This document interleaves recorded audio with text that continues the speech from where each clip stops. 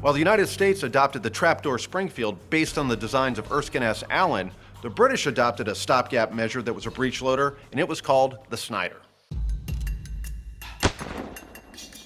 It's interesting in that it parallels, just about every country on earth that had a military or standing army with a standard service rifle went through the exact same things at the same time.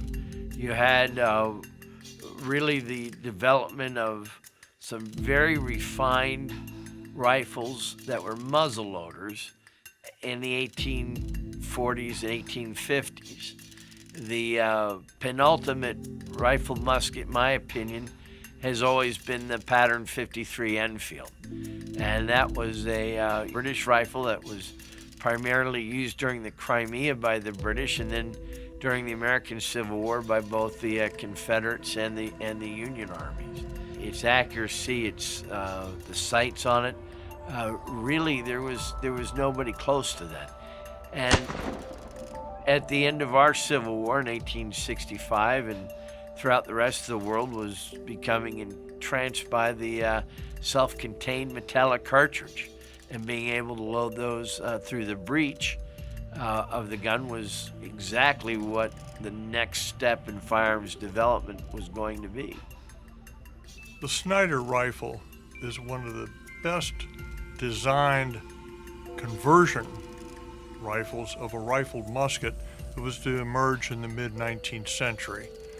The basic design for it came from Jacob Snyder, who originally hailed from a small town near Savannah, Georgia. At a young age, he moved to Philadelphia and was an inventor.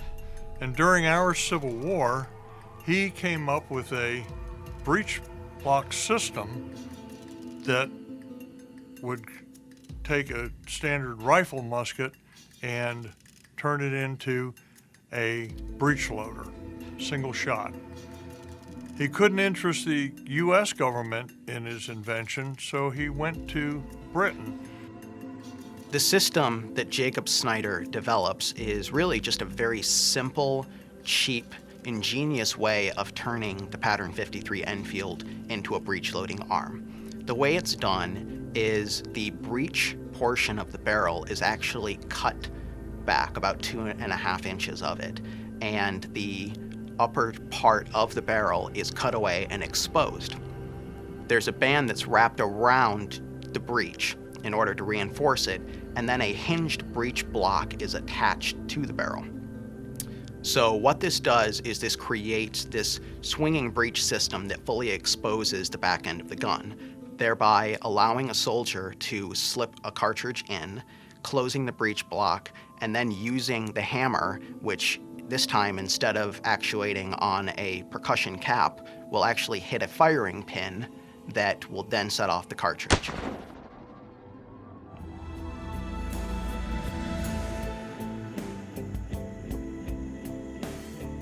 The gun first sees actual combat use in Abyssinia, present-day Ethiopia, and this is in 1868.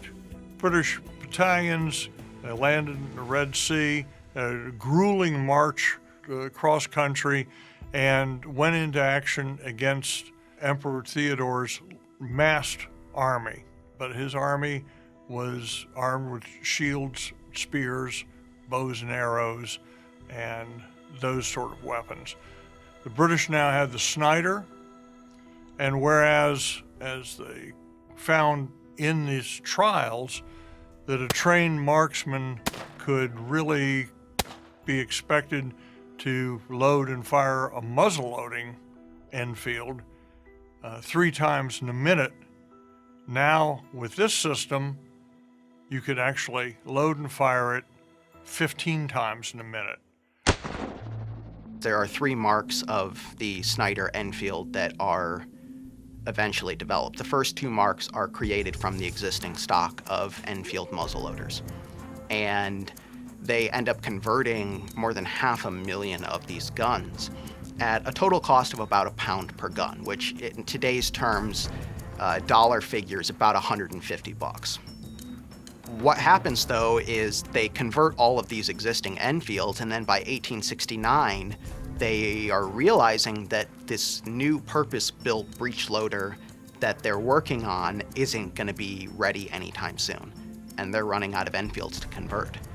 So they decide that they're going to build another batch of purpose-built Snyder rifles that are designed and constructed from the ground up to be a Snyder pattern breech loader without using any existing stock of Enfields, and that becomes the Mark III pattern. One of the problems with the Snyder was it extracted, but it didn't really eject. So the British manual of arms was you open this thing up, and then you shake the cartridge case out, and then you put a new one in. So ultimately, the Snyder Enfield, of course, as it was intended to from the start, was replaced by the Martini Henry. But that doesn't mean that these guns ended up leaving military service altogether. One of the core tenets of the British colonial force was that native units, particularly in India, had to be armed with a gun that was a step down from the mainline battle rifle of the British Army.